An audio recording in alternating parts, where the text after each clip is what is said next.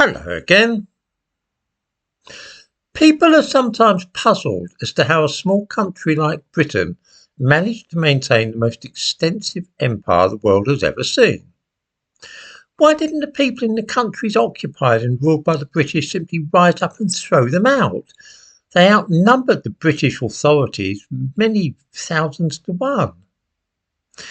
The answer is that the British devised a very efficient tactic, which was to incite enmity between different ethnicities or religions in the countries of the empire, and then the population would be too busy squabbling among themselves to think of uniting and driving out the British imperialists. It worked in Cyprus with the Greek Christians and Turkish Muslims. It worked in India with the Hindus and Muslims. In Israel, Arabs and Jews. Nigeria with Yoruba and Igbo. And of course, in Northern Ireland with the Protestants and Catholics. This method of preventing populations uniting against the government proved so useful over the years, and it can hardly come as a surprise to see it being used in Britain itself in the present day. Ideally, you need a sizable minority, say 20%, as in Cyprus with the Turkish minority. When the British were ruling there, 80% of the population were Greek and 20% Turkish, which was pretty perfect for what the British had in mind. It helps if you can then employ one group and recruit them into a paramilitary force and then turn them loose on their hereditary enemies. In Cyprus, the British were facing a rebellion by Greek Cypriots with a guerrilla organisation called EOKA. Their aim was ultimately to unite Cyprus with Greece, a process known as enosis. I'm sure some viewers will remember Archbishop Makarios and General Grievous. Anyway, the British recruited Turks into their special branch or secret police and used them to fight the Greeks who wanted to throw out the British. It worked brilliantly. The Turks were very loyal to the British and did all they could to harm the Greek Cypriots. It didn't end well ultimately, but we'll come to that. I've seen this tactic in operation myself in Northern Ireland, when the British enlisted Protestants as special reserves of the police, which was at that time the Royal Ulster Constabulary. These reserves, these specials, were a little bit like the Territorial Army today. They were people who had ordinary jobs, but they were reservists, and they could be called up if the police thought it was necessary. They were known as the B Specials, and they were used to great effect against Catholic civil rights activists in the late 1960s. Believe me, I've seen those boys in action, and they were very, very useful to the British. I've also seen the aftermath of the tactic in Israel and Cyprus.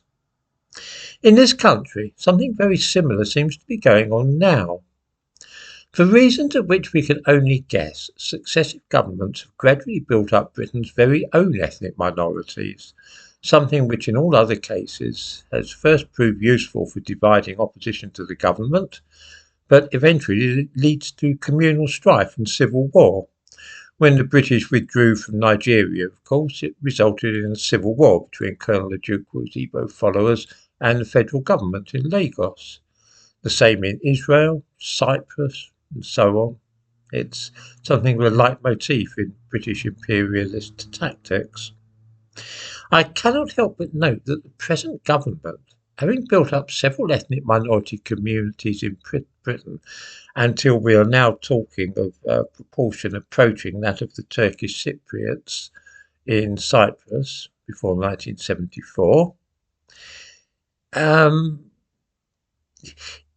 they are recruiting these people into the army and police, even giving them preference in new recruits. I did a piece on the RAF the other day, which you probably recollect. Some RAF officers are getting tired of seeing too many white British pilots.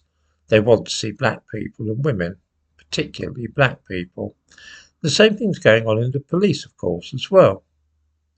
This is uncannily similar to the way that the Turkish minority in Cyprus was brought into the special branch, and also how Britain used one ethnic group against another in Nigeria. It honestly looks to me as though the government is now trying this same game here of creating division between communities and then trying to form a police force containing a large number of minority members to use against the majority population. Of course, if something of this kind is happening, then it would mean our government views us as basically discontented and mutinous natives who must be prevented from rebelling against their masters. Is this really how our government sees us, or do viewers find this a little fanciful? Of course, I may be quite wrong about this, but it is just that the pattern is exactly that used in colonial days. It may, of course, be a complete coincidence, but with such a handy template to work to, one which proved so wonderfully effective in the days of the Empire, it is not beyond the realms of possibility that the old techniques for controlling restive populations have been dusted off and brought back into use. If this is not deliberate, then all I could say is it is a remarkable thing that we should see such a familiar, time-worn scenario unfolding. Multicultural societies don't really tend to flourish, and in the end they usually fragment and separate into individual states. We've seen this happen in Israel and Cyprus, and I can easily see a period of conflict in our own country resulting in the same end, which would be a pity.